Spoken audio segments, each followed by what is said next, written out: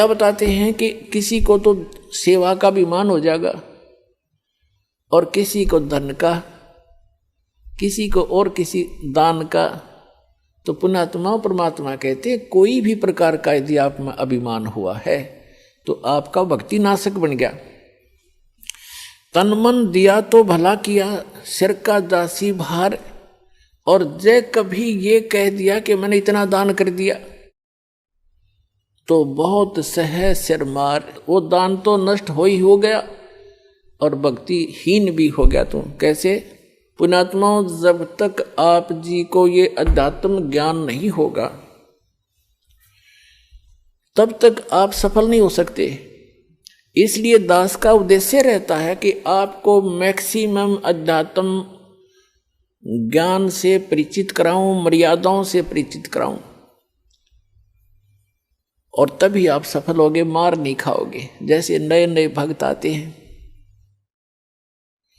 वो क्या कहते हैं, जैसे उनको दान धर्म करने के लिए प्रेरित किया जाता है जो उनके हित में होता है।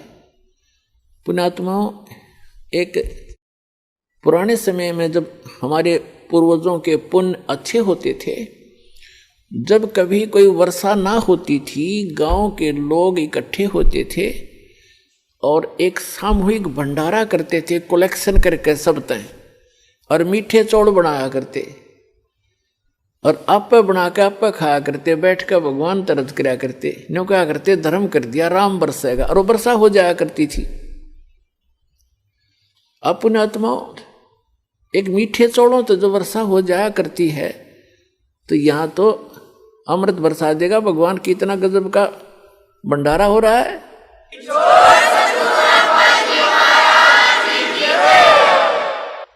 एक भक्त के साथ दो भक्त और व्यक्ति आगे, आम जैसे सत्संग में आम अलाउड करते हैं, आ जाओ भाई, आ जाओ, सत्संग भी सुन लेंगे।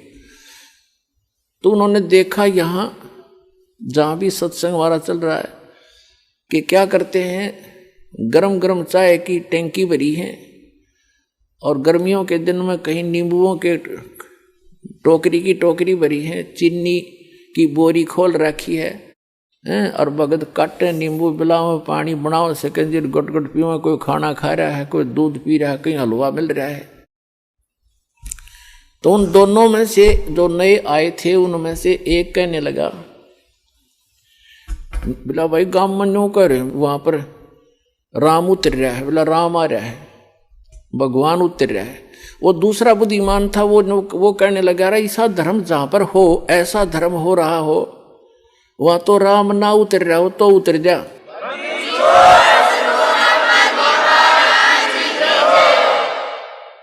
ऐसा धर्म यहां देखा मैंने, जो पुण्य यहां हो रहा है, कितने भंडारे चल रहे हैं, कोई चवन्नी तक कोई लेता नहीं, कितना खाओ कितना पियो। तो पुण्यात्माओं, तो धर्म के लिए आपको प्रेरित किया जाता है। ये विधिवत साधना है, शास्त्र अनुकूल साधना है। यहाँ का किया हुआ पुण्य आपको बहुत गुना हो करके वापस भी मिलेगा और आपके गुड अकाउंट में लिखा जाएगा, वो अलग से। या आपको वापस जो मिलेगा ये तो आपका यूँ समझ लो ब्याज ब्याज मिलेगा, मूल धन तो आपका जमा होता रहेगा, ये ऐसे जान लेना।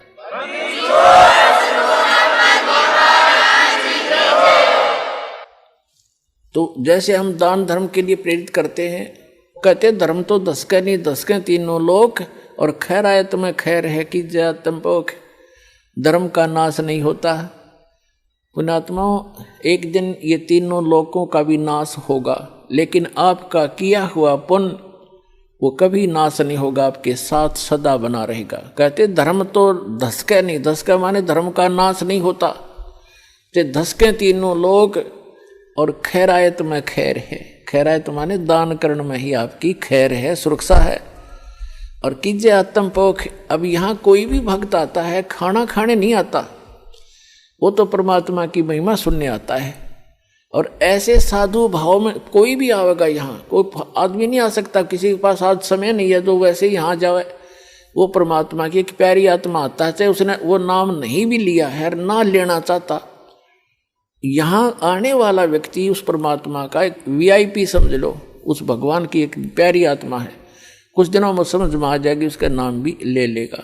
तो यहाँ भगत भगवान के लिए आया है, ना कि खाने के लिए।